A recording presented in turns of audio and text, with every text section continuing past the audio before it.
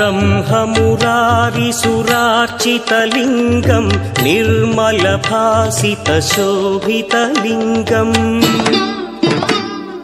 जन्मज दुःखविनाशकलिङ्गं तत्प्रणमामि सदा शिवलिङ्गम् देवमुनिप्रवरार्चितलिङ्गं कामदहन करुणाकरलिङ्गम् रावणदर्पविनाशकलिङ्गं तत्प्रणमामि सदा शिवलिङ्गम्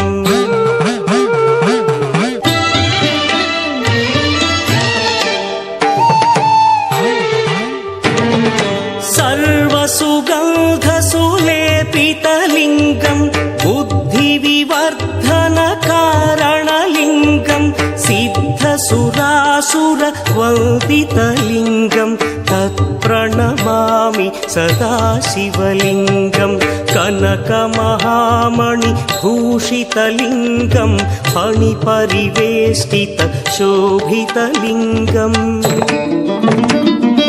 दक्षसुयज्ञविनाशकलिङ्गं तत्प्रणमामि सदा शिवलिङ्गम् कुङ्कुमचन्दनलेपितलिङ्गं पङ्कजहार सुशोभितलिङ्गम्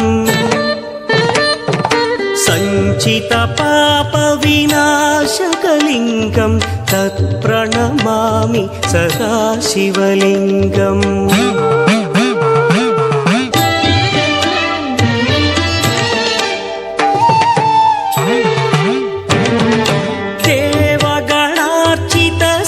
देवगणार्चितसेवितलिङ्गं भावैर्भक्तिभिरेव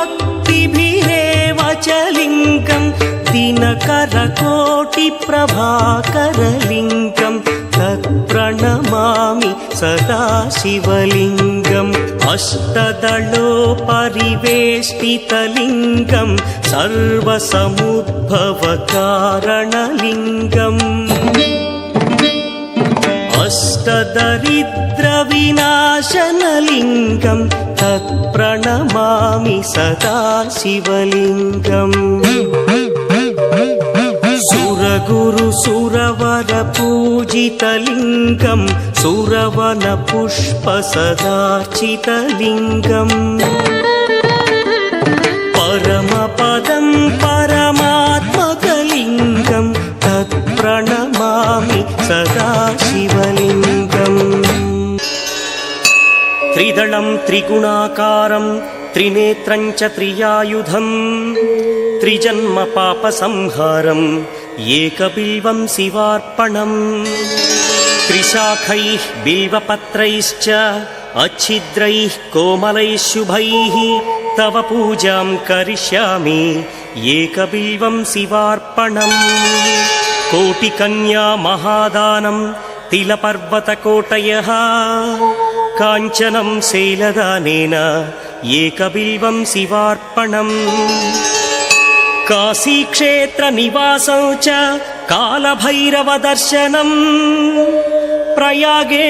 माधवं दृष्ट्वा एकबिल्वं शिवार्पणम् इन्दुवारे व्रतं स्थित्वा निराहारो महेश्वरा नक्तं हौष्यामि देवेश एकबिल्वं शिवार्पणम् रामलिङ्गप्रतिष्ठा च वैवाहिककृतं तथा तटाकादि च सन्तानम् एकबिल्वं शिवार्पणम् अखण्डबिल्वपत्रं च आयुतं शिवपूजनम् कृतं नाम सहस्रेण एकबिल्वं शिवार्पणम् उमया सह देवेश नन्दिवाहनमेव च भस्मलेपन सर्वाङ्गम् एकबिल्वं शिवार्पणम् सालग्रामेषु विप्राणां तटाकं दशकूपयो यज्ञकोटिसहस्रस्य एकबिल्वं शिवार्पणम् दन्तिकोटिसहस्रेषु अश्वमेधशतक्रतौ कोटिकन्या महादानम् एकबिल्वं शिवार्पणम् बिल्वानां दर्शनं पुण्यं स्पर्शनं पापनाशनम् अघोरपापसंहारम् एकबिल्वं शिवार्पणम् सहस्रवेदपाठेषु ब्रह्मस्थापनमुच्यते अनेकव्रतकोटीनाम् एकबिल्वं शिवार्पणम् अन्नदानसहस्रेषु सहस्रोपनयनं तथा अनेकजन्मपापानि एकबिल्वं शिवार्पणम् बिल्वाष्टकमिदं पुण्यं यः पठेच्छिवसन्निधौ शिवलोकमवाप्नोति एकबिल्वं शिवार्पणम्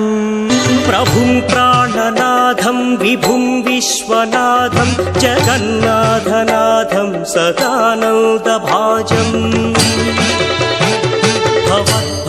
भवद्भव्यभूतेश्वरं भूतनाथं शिवं शङ्करं शम्भुमीशानमीडे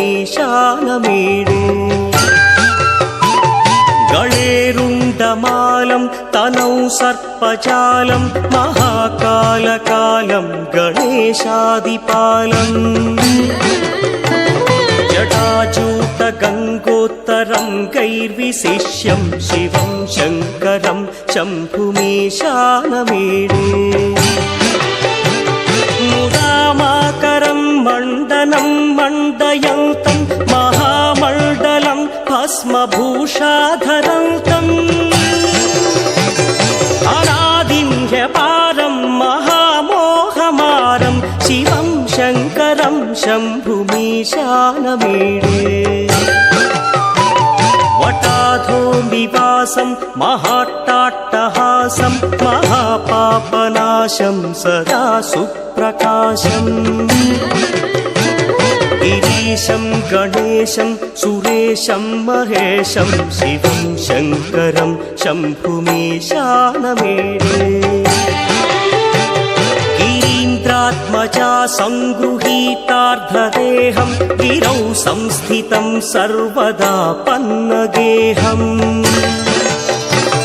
परब्रह्म ब्रह्मादिभिर्वन्द्यमानं शिवं शङ्करं शम्भुमीशानमीडे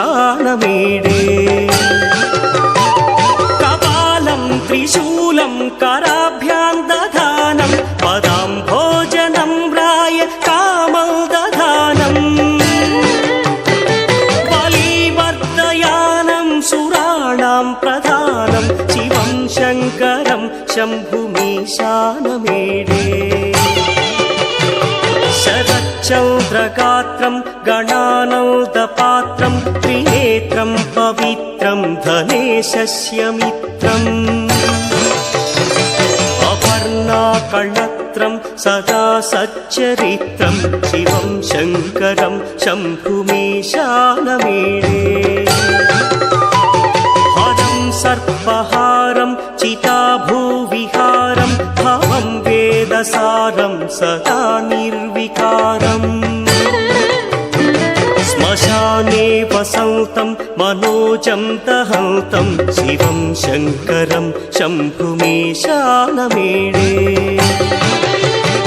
स्वयं यः प्रभाते नरः शूलपाणे पठे स्तोत्ररत्नं त्विह प्राप्य रत्नम्